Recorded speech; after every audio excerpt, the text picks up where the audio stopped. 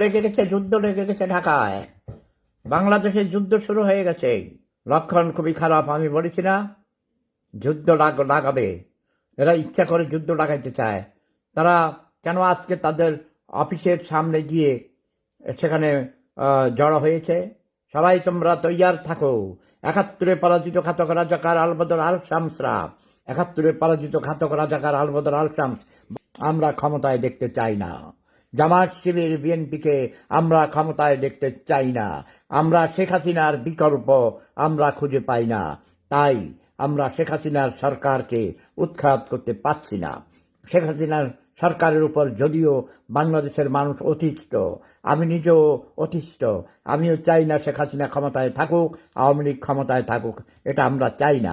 কিন্তু এটাও চাই না যে শেখ হাসিনা খারাপ বলে তার চেয়েও আরো খারাপ জামাত শিবির বিএনপি রাজাকার আলবদর আল শামস ৭১ পরাজিত ঘাতক রাজাকারদেরকে আমরা ক্ষমতায় আনবো।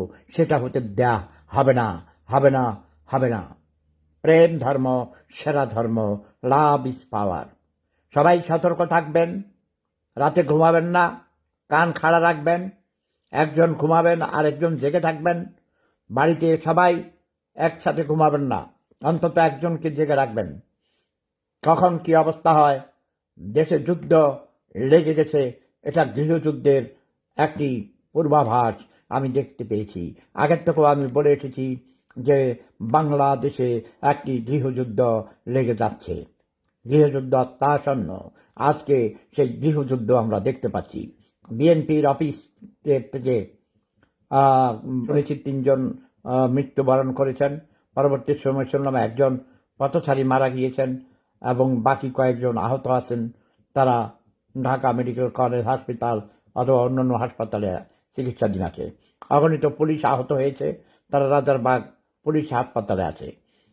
বিএনপির অফিস থেকে তাদের উপর বোমা নিক্ষেপ করা হয়েছে এবং তাদের অফিসের ভিতর থেকে অগণিত বোমা এবং বিস্ফোরক দ্রব্য পুলিশ জব্দ করেছে এবং তাদেরকে ডিসপোজ করেছে। ডিসপোজাল ইউনিট এসেছে, সোয়াত টিম এসেছে। এটা কি যুদ্ধ ভাই? এই যুদ্ধ কেন? অস্ত্র কেন?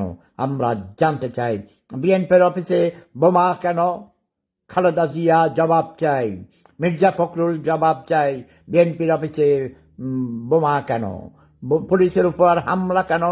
বিএনপি নেতৃবৃন্দের কাছে জানতে চাই। তাই আমি বলবো, মির্জা ফখরুল ইসলাম আলমগীরকে অ্যারেস্ট করো, অ্যারেস্ট করো।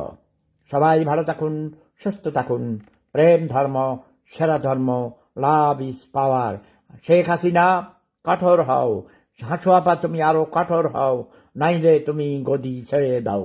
মার্শাল ল জারি করো, জারি করো।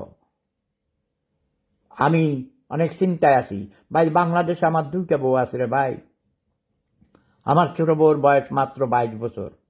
এই যে মাত্র 3 তারিখে 22 বছরে পড়েছে। আমার এই সুন্দরী তরুণী বউটাকে নিয়ে চিন্তায় আছি। বড় বউ বুড়ি হয়ে গেছে, 60+।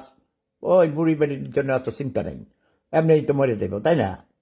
কিন্তু আমার এই ছোট্ট আমার তরুণী, এই কচি কচি সুন্দরী তরুণী বউর জন্য আমার অনেক কষ্ট হয়, মায়া লাগে, তাই না আসাদ ভাই? আচ্ছা, আমি কোনো মিথ্যা কথা কিছু বানিয়ে পড়েছি? সত্য কথা বলেছি। সত্য বলার জন্য আমার জন্ম হয়েছে। আমি ঘুম ভাঙানিয়া পাখি। আমি এসেছি তোমাদের সবার ঘুম ভাঙাতে, রঙিন আলোয় ভুবন রাঙাতে। উঠো, উঠো, জেগে উঠো সবাই। আমি ঘুম ভাঙানিয়া পাখি।